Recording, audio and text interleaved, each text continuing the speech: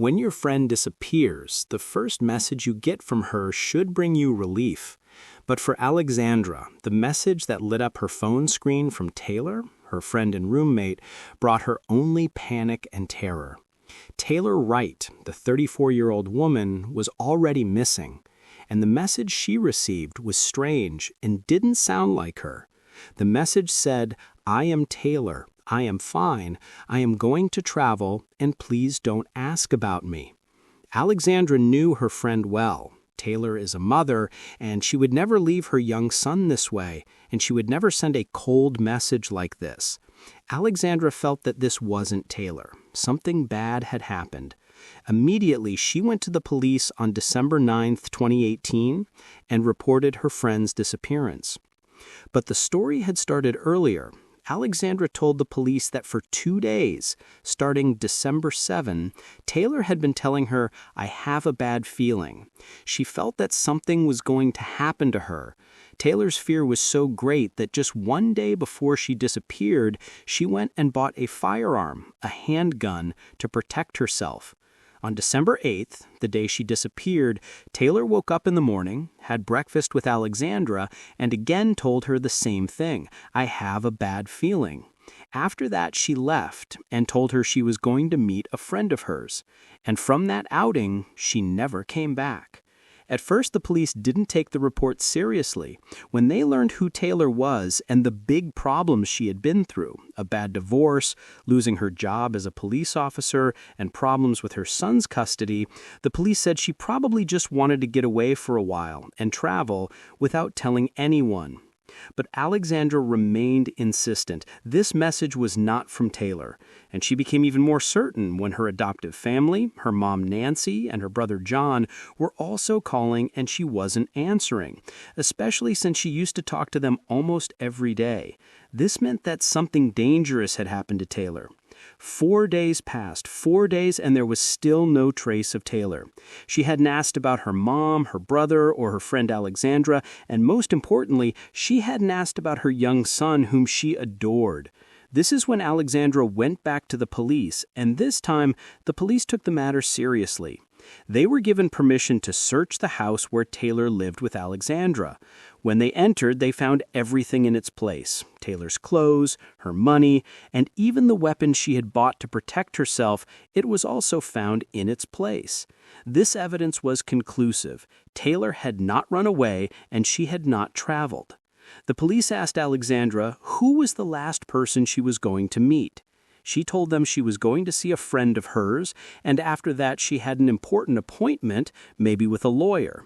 The police were confused. Where had Taylor disappeared, and who was this friend she was going to meet on her last day? The police were confused. Taylor wasn't just a name on a missing person report. To understand who might harm her and who had a motive for her disappearance, it was necessary to go back to the dark past of Taylor Wright. Who was this woman whose life was a series of tragedies, successes, and a devastating fall? Taylor was born in 1984 in America, but she wasn't born into a normal family. She was born into a toxic family, in every sense of the word. Her father and mother were deep in problems, violence, drugs, and in and out of jail. When Taylor reached 8.5 years old, the state intervened. They saw that these girls were living in hell and decided to remove them from their parents. Taylor and her little sister were both taken and placed in an orphanage. From that moment, it was as if their parents never had daughters. They never asked about them. Taylor lived in that orphanage, saw suffering, but she was a smart girl who studied hard. She had a friend there she considered like a brother named John, whom she told all her secrets. One day, when she was 13, she went to him crying and said, "I want to run away from this place." But before she could run away, a miracle happened. A woman named Nancy saw her and liked her a lot. Nancy saw Taylor as a nice, hard-working girl with something special about her. She decided to adopt her. And indeed, Taylor left the orphanage and went to live with this new family, but her poor sister remained there alone. With Nancy, Taylor found the peace she was looking for. Even though she was hyperactive and couldn't sit still, she was very diligent in her studies and always among the top students. Her adoptive mom, Nancy, enrolled her in martial arts to release that energy she had. Taylor excelled at this too. When she graduated from high school, she got excellent grades and got into one of the most important colleges in America. Not just anyone gets in, only the top students. From there, she decided to achieve her childhood dream. She wanted to become a police officer. And indeed, she worked hard and was able to become a police officer. Her life started to come together. When she was 18, she met a young man named Jeffrey, who worked in the Navy. They met in 2003, and between them, it was love at first sight. They quickly moved in together, and in 2006, they got married. Their relationship seemed perfect. He treated her well, loved her, and compensated her for the fatherly and motherly affection she never knew. Their financial situation was very good, and she was also doing well in her job as a police officer. She was praised and trusted with important cases. In 2010, she had a son with him. But in 2010, the year she gave birth, the problem started. Honestly, the problem started before she gave birth, but she thought that maybe routine had killed their relationship, and she said maybe the baby would bring back that love, but that didn't happen. From 2010 to 2015, they lived 5 dark years, full of problems and arguments. She found out her husband was cheating on her with other women. Things kept getting worse, until one day in 2015. Jeffrey would pick up the phone and call the police. He would accuse his wife, Taylor, of hitting and assaulting him. The police came, her colleagues from work, and entered their lives, and they learned that there was indeed violence between them and that she had been hitting him. This was a huge shock for her. The police, her department, suspended her from work. Even though Jeffrey later went and dropped the complaint, the police department did not.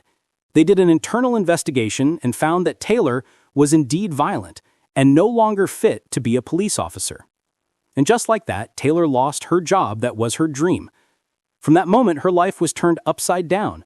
She decided to divorce Jeffrey, but the divorce wasn't easy. The divorce was a beginning of another hell, a hell that would make the police put his name first on the list of suspects. This is Taylor, the girl who ran away from the orphanage, became a successful police officer, and lost everything in an instant.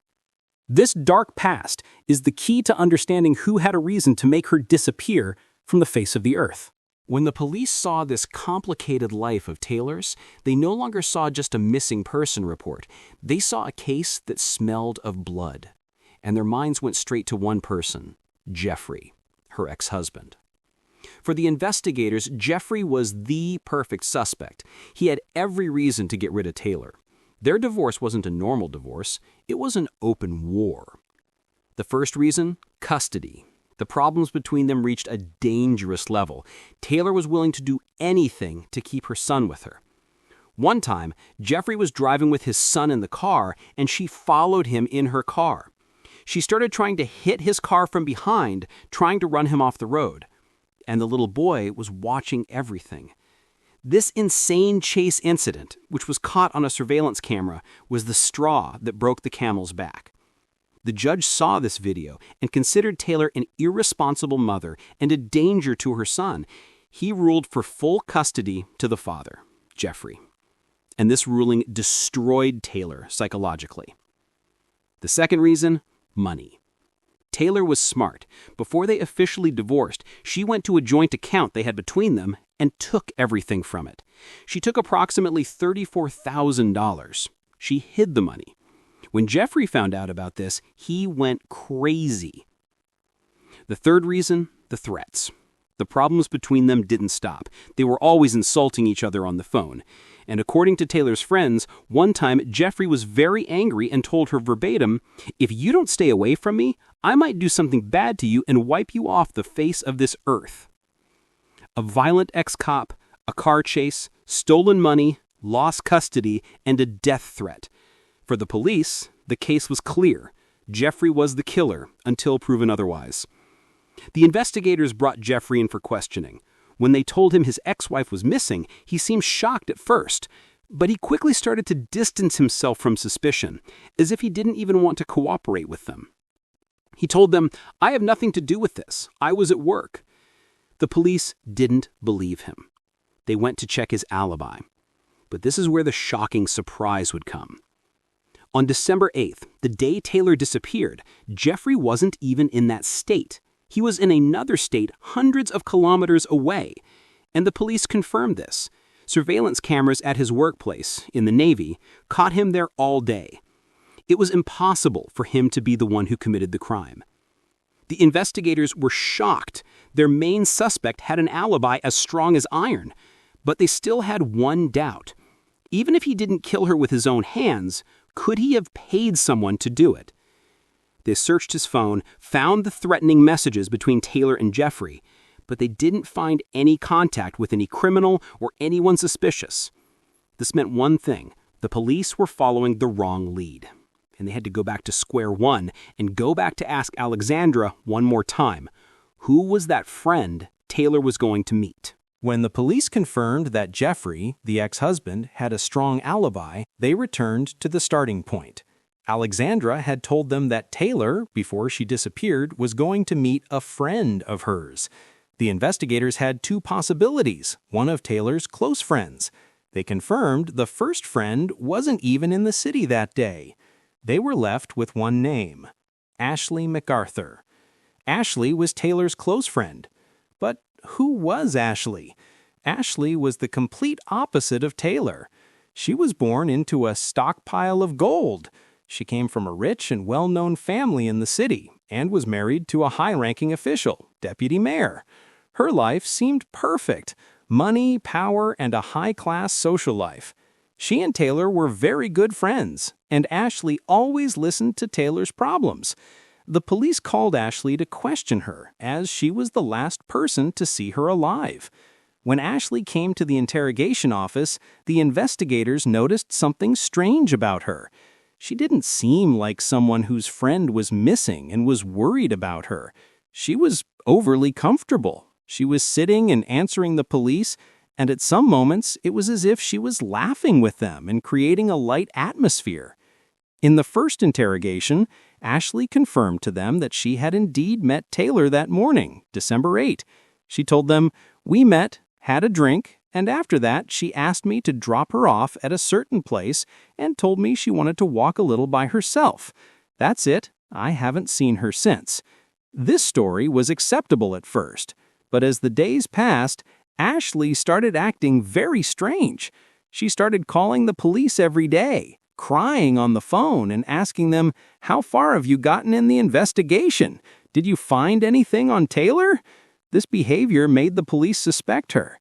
Why was she trying to insert herself into the investigation in this way? The police decided to call her a second time to question her further, and this time, when she returned, Ashley was a little nervous. The comfort from the first time was gone. And here, she started to change her story. She told them, "Honestly, we didn't just meet for a drink. I took her to a distant farm belonging to my family. It has horses. She wanted to relax a bit and see the horses." The investigators were surprised. Why didn't she say this from the beginning? And she added a bad piece of information. She told them, "When we were there, Taylor told me that she was going to another city to buy some drugs." Ashley was trying to pin an addiction accusation on Taylor to make it seem like she had run off with some drug dealers. But Alexandra had already confirmed to the police that Taylor did everything except drugs. When she saw the police looking at her with suspicion, Ashley started trying to shift the suspicion back to the ex-husband, Jeffrey. She told them, "Poor Taylor was afraid of him. She confirmed to me that he was threatening her on the phone. You guys should be investigating him, not me." This contradiction in her statements, the lie about the drugs, and her attempt to direct the investigation elsewhere, all of this made the investigators certain that Ashley was hiding a big secret. She was no longer just a witness. She became a suspect. And now, the police just needed one piece of evidence to remove the mask of the loyal friend. The investigators no longer trusted Ashley. Her story was full of contradictions.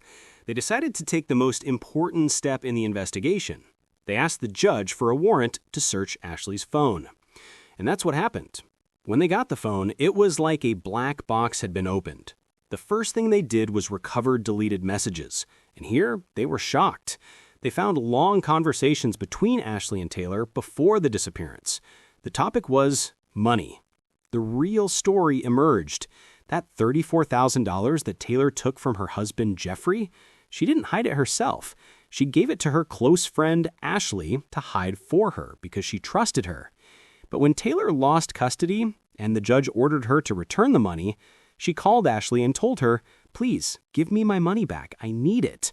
The messages revealed that Ashley kept stalling her for months. One time she'd say, "The bank system is down." Another time, "I'm traveling." Another time, "I have problems at work." Taylor started to get angry, and the last messages included threats. "Are you trying to scam me? Give me back my money." But the biggest shock was something else. The police discovered that Ashley was living a double life. She was cheating on her husband, the deputy mayor, with another lover, younger than her.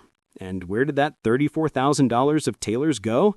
Ashley spent all of it on that lover, buying him expensive gifts, and even bought him a boat, a small yacht. Ashley was in an unenviable position. Her friend was demanding her money, and that money was gone. The conclusive proof came from the phone's GPS data. On December 8th, the day of the disappearance, Ashley's phone contradicted the horse farm story.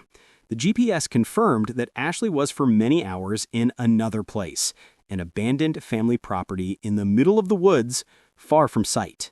A team of police went straight to that location. It was a desolate piece of land with one old shed. But the investigators noticed something wasn't right. In one corner, the soil looked new, and some new flowers were planted on top of it. And under those flowers, there was a layer of concrete that looked freshly poured. The police brought equipment and started breaking the concrete. They didn't need to dig much. Under the layer of concrete, they found the body of Taylor Wright. The investigation revealed the brutality of the crime. Ashley called Taylor and met up with her and lied to her, saying, "Let's go to this place and I'll give you your money." Taylor went with her trustingly, and she took that gun she had bought to protect herself with. When they arrived at that abandoned property, Ashley was ready for her. She pulled out an iron rod and hit her on her head until she fell. But Taylor didn't die right away. Ashley took Taylor's gun from her, the one she brought to protect herself with, and killed her in cold blood. Afterward, she left as if nothing had happened. She bought concrete and flowers, returned, dug her a grave, poured concrete over her, and planted flowers on top of it so no one would notice. And this was the woman who was crying and calling the police every day, asking about her friend. When the police arrested Ashley and confronted her with this evidence, she had nothing left to hide. Even her husband, when he found out about her affair and the crime, turned against her. And he told the police that this wasn't the first time Ashley committed a crime. He told them that she herself was accused of burning down her family's company to cover up an embezzlement scandal worth millions that she had done. Ashley MacArthur, the loyal friend, the high society lady, was in reality a swindler, a fraud, and a cold-blooded killer. The court would not be merciful with her. Because of this heinous crime, which involved premeditation, betrayal, and brutality, Ashley wasn't just sentenced to 25 years. She was sentenced to life in prison. This was the story of Taylor Wright, the woman who escaped a dark past and wanted to build a new life. But her blind trust in the wrong person was her tragic end.